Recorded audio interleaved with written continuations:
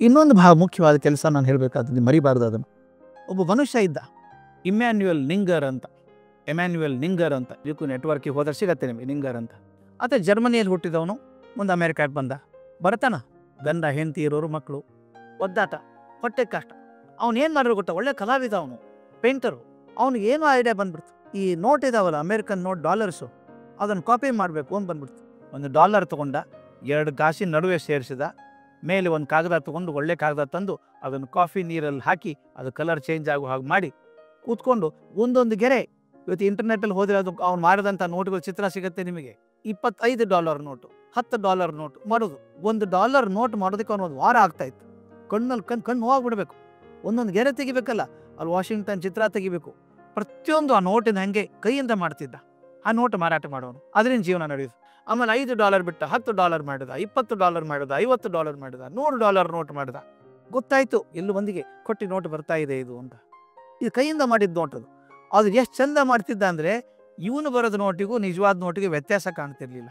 ಒಂದ್ಸಲ ಅವನು ಪಕ್ಕದಲ್ಲಿ ತರಕಾರಿ ಅಂಗಡಿಗೆ ಹೋಗಿದ್ದಾನೆ. ಆ ಹೆಣ್ಮಗಳು ಗೊತ್ತು ಇವನಿಗೆ, ಆಕೆ ಗ್ಲೌಸ್ ಹಾಕ್ಕೊಂಡೆಲ್ಲ ಕೊಡ್ತಾ ಇದ್ಲು. ಇವನ ತರಕಾರಿ ತೊಗೊಂಡು ತನ್ನ ನೋಟ್ ಕೊಟ್ಟ, $20 ನೋಟ್ ಕೊಟ್ಟ. ಆಕೆ ತೊಗೊಂಡೆಲ್ಲ ಹಾಕ್ಕೊಂಡು ದಿನ ನೋಡ್ತಿದ್ದಲ್ಲ ಇವನ್ನ, ಚಿಲ್ಲರೆ ಎಲ್ಲ ವಾಪಸ್ ಕೊಟ್ಲು. ಸಾಯಂಕಾಲ ಎಣಸುವಾಗ ನೋಡ್ತಾಳೆ, ಈ ನೋಟಿನ ಬಣ್ಣ ಎಲ್ಲ ಹರಡ್ಕೊಂಡ್ಬಿಟ್ಟಿದೆ. ಆಕೆ ಒಂದು ನೋಟಿನ ಬಣ್ಣ ಹರಡಲ್ಲ, ಯಾರು ಕೊಟ್ಟಿರ್ಬೇಕಾಗಾದ್ರೆ? ನಮ್ಮ ಅಂಗಡಿ ಯಾರ್ಯಾರು ಬಂದಿದ್ರು ಅಂತ ಹೇಳಿ ಪೊಲೀಸರಿಗೆ ಪಟ್ಟಿ ಕೊಡ್ಲಕ್ಕಿಂತ ಅವ್ರು ಬಂದಿದ್ರು ಅಂತ. ಅವ್ರು ನಿಂಗರ್ ಮನೆಗೆ ಹೋಗಿ ನೋಡಿದರೆ, ಆ ನಿಂಗರ್ ಮನೆಯಲ್ಲಿ ಎಲ್ಲ ಈ ಬಣ್ಣ ಇದ್ದಾವೆ, ಪೇಂಟ್ ಇದ್ದಾವೆ, ಅರ್ಧ ಮಾಡಿದ ನೋಟ್ ಇದ್ದಾವೆ. ಇಟ್ಕೊಂಡು ಜೈಲಿಗೆ ಹಾಕಿದ್ರು ಅವನ್ನ. 6 ವರ್ಷ ಜೈಲಿಗೆ ಹಾಕಿದ್ರು. ಜೈಲಿಲ್ದಾಗ ಏನು ಮಾಡ್ಬೇಕು, ಅವ್ನು ಖಾಲಿ ಕೊಡೋದು, ಬರೋದೇ ಅವ್ನು ಪೇಂಟಿಂಗ್ ಕೆಲಸದಾನೆ. ಒಂದಿಷ್ಟು ಕ್ಯಾನ್ವಾಸ್ ಕೊಡಿ, ಪೇಂಟ್ ಮಾಡ್ತೀನಿ ಅಂದ. ಪೇಂಟ್ ಮಾಡ್ದ. ನೀವು ನಂಬಲಿಕ್ಕಿಲ್ಲ, ಅವ್ನು ಶಿಕ್ಷೆ ಮುಗಿದು ಹೊರಗೆ ಬಂದಾಗ ಜೈಲಿನ ಅಧಿಕಾರಿಗಳು ಕೊಡ್ತಾರೆ ಅವನಿಗೆ, ತೋಳಪ್ಪ ನಿನ್ನ ಹೆಸರಲ್ಲಿ $46,000 ಇದೆ ಅಂತ. ಹೆಂಗೆ ಅಂತ ಕೇಳಿದವನು, ನಿನಗೆ ಗೊತ್ತಿಲ್ಲಯ್ಯ, ಹೊರಗಡೆ ಭಾಳ ಪ್ರಸಿದ್ಧ ನೀನು ಒಂದೊಂದು ಪೇಂಟಿಂಗ್ $5,000 ಹೋಗ್ತಾ ಇದೆ ಅಂತ. ಅವನು ಬಿಕ್ಕಿ ಹತ್ತ ಕೂತ್ಕೊಂಡು, ನಾನು ಒಂದು ಇಡೀ ವಾರ ಕೂತ್ಕೊಂಡು $20 ನೋಟ್ ಮಾಡ್ತಾ ಇದ್ದೆ, ಅದ್ರ ಬದಲು ಒಂದು ಪೇಂಟಿಂಗ್ ಮಾಡಿದ್ರೆ $5,000 ಆಗಿರೋದು. ಅವನು ಹೇಳ್ತಾನೆ, ನನ್ನ ಜೀವನದ ಕಳ್ಳ ನಾನೇ. ನನ್ನ ಜೀವನವನ್ನು ಒಳ್ಳೆ ಕಲಾವಿದ ಮಾಡ್ಕೊಳ್ಳೋ ಬದಲು ಒಬ್ಬ ಫೋರ್ಜರಿ ಆರ್ಟಿಸ್ಟ್ ಆಗಿ ನನ್ನ ಜೀವನ ಹಾಳು ಮಾಡ್ಕೊಂಡಲ್ಲ ಅಂತ. ಅವನೊಂದು ಮಾತು ಕೊಡ್ತಾನೆ, ನಮಗೆಲ್ಲ ಪ್ರಯೋಜನ ಆಗುವಂಥ ಮಾತು. ನನ್ನ ಜೀವನ ಸೋತ್ರೆ ಇನ್ಯಾರೂ ಕಾರಣ ಅಲ್ಲ, ನಾನೇ ಕಾರಣ. ನನ್ನ ಜೀವನ ಯಶಸ್ಸಾದರೆ ನಾನೇ ಕಾರಣ. ಅದಕ್ಕೆ ಹೇಳ್ತಾರೆ, ನನ್ನ ಜೀವನದ ಅವಕಾಶಗಳ ಕಳ್ಳ ನಾನೇ. ಅದರಿಂದ ಮಕ್ಕಳಿಗೆ 2 ಅವಕಾಶ ಇರೋದು ನಿಮಗೀಗ, ಓನ್ಲಿ 2 ಆಪ್ಷನ್ಸ್ ಇರುವಂಥ ಕಾಲ ಇದೆ. ಇದನ್ನು ದಯವಿಟ್ಟು ವೇಸ್ಟ್ ಮಾಡಬೇಡಿ. ಮೊಬೈಲ್ ನೋಡಿಕೊಂಡು ಅಲ್ಲಿ ತಿರುಗಾಕೊಂಡು, ಯಾರು ಹೇಳ್ತಾರೆ ಫ್ರೆಂಡ್ಸು, ಅಯ್ಯೋ ಅದೇನು ಮಾಡ್ತಿ ಬರೋ, ಕಾಲೇಜ್ಗೆ ಹೋಗಿ ಏನು ಮಾಡ್ತಿ ಬರೋ. ಆದರೆ ನಿಮ್ಮ ಲೈಫ್ ಅದು, remember your own life, not rented. ಈಗ ಚೆನ್ನಾಗಿ ಕೆಲಸ ಮಾಡಿದರೆ ಮುಂದೆ ಜೀವನ ಪೂರ್ತಿ ಸಂತೋಷವಾಗಿರ್ಬೋದು.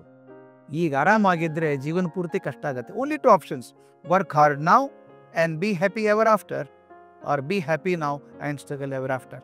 ಆಮೇಲೆ ಹತ್ರ ಪ್ರಯೋಜನ ಇಲ್ಲ, ಅಯ್ಯೋ ನಾನು ಚೆನ್ನಾಗಿ ಮಾಡ್ಕೋಬೋದಾಗಿತ್ತು, ಓದಲಿಲ್ಲ ರೀ ಅವಾಗ. ಯಾರ ಜೀವನ ಅದು? ನಿಮ್ಮದೇ ತಾನೇ. ಇನ್ನೊಂದು, ಇಟಲಿ ಒಳಗೆ ಒಬ್ಬ ಪೇಂಟರ್ ಇದ್ದ, ಅದು ದೊಡ್ಡ ಪೇಂಟರ್, ಬದುಕಿದಾಗಲೇ ದಂತಕಥೆ ಆದಂಥ ಮನುಷ್ಯ, ಡಾಂಟೆ ರೊಸೆಟ್ಟಿ ಅಂತ ಅವನ ಹೆಸರು.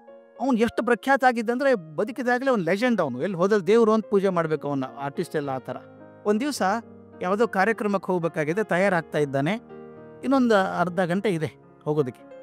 ಅವ್ನ ಸೆಕ್ರೆಟ್ರಿ ಬಂದಂತೆ, ಸರ್ ಒಂದು ಹೇಗೂ ಟೈಮ್ ಇದೆ ನಿಮಗೆ, ಅರ್ಧ ಗಂಟೆ, ಒಬ್ಬರನ್ನ ಭೇಟಿ ಆಗಿಬಿಡ್ತೀರಾ ಅಂತ.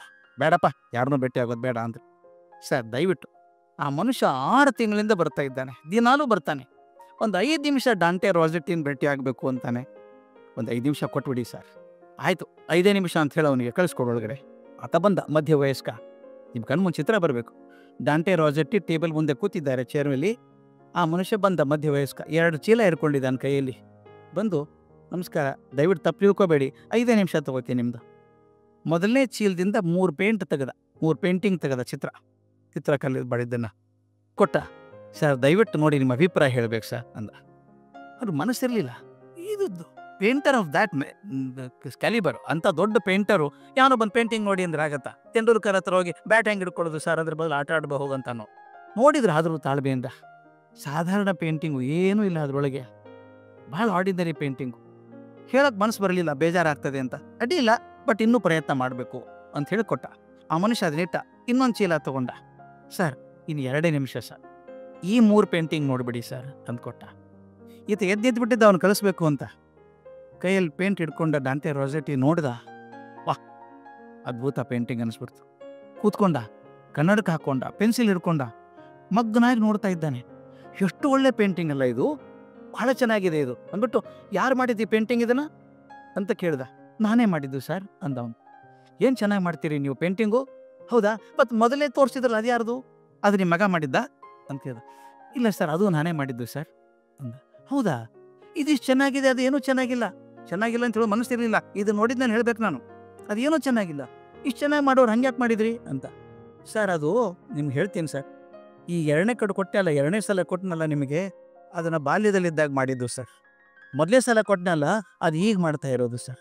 ಅವನೊಂದ ಬಾಲ್ಯದಲ್ಲಿ ಎಷ್ಟು ಚೆನ್ನಾಗಿ ಮಾಡ್ತಿದ್ರಲ್ರಿ ಪೇಂಟಿಂಗು, ಸ್ವಲ್ಪ ಮನಸ್ಸು ಮಾಡಿದರೆ ನೀವು ಅತ್ಯಂತ ಅದ್ಭುತ ಪೇಂಟರ್ ಆಗ್ಬೋದಾಗಿತ್ತು, ಯಾಕೆ ಹಿಂಗಾಯ್ತು ಅಂತ ಕೇಳಿದ.